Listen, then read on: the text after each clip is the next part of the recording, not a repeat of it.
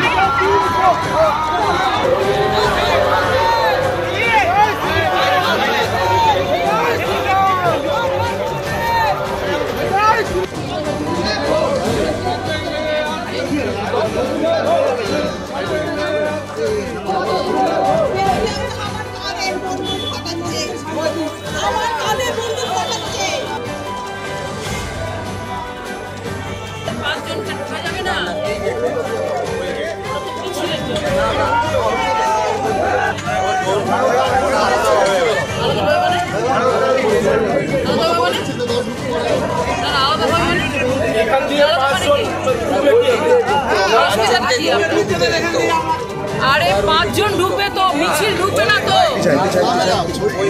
আপনি পারমিশন দেন তো, আপনি পারমিশন দেন, বলে যাবেই না।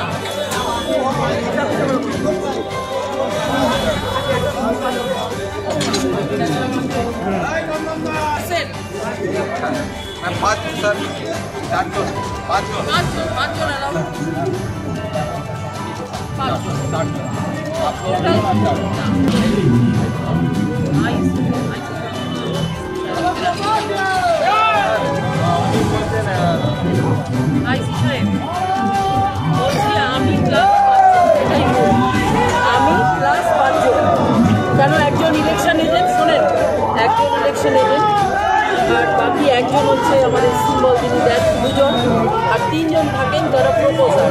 5 জন ঢুকতে হবে। আপনি আপনি আপনি 5 জনকে অ্যালাউ করেন? আরে 5 জন অ্যালাউ হতে পারে দাদা, আমি ব্লু বুক করে বলছি, ব্লু বুকে লেখা আছে। আরে আপনি করেন না, ক্যান্ডিডেট প্লাস 5।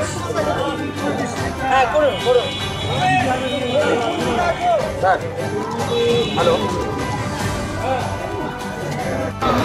ঠিক আছে, বলেন না।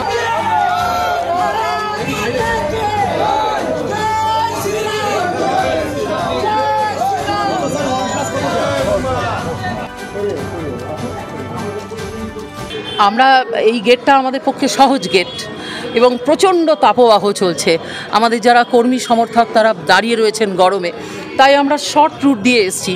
এখানকার যিনি পুলিশ তারা বলছেন যে আপনাদের ঢুকতে দেওয়া হবে না, আপনারা মেন গেট দিয়ে ঘুরে আসুন। অনেক বচসার পর, আইন কানুন দেখানোর পর ওনারা ঢুকতে দিতে বাধ্য হলেন। পাথর ছাড়াই প্রতিকার সম্ভব। মালদার প্রাচীনতম ভৃগু বংশ জ্যোতিষী পণ্ডিত এস শাস্ত্রী।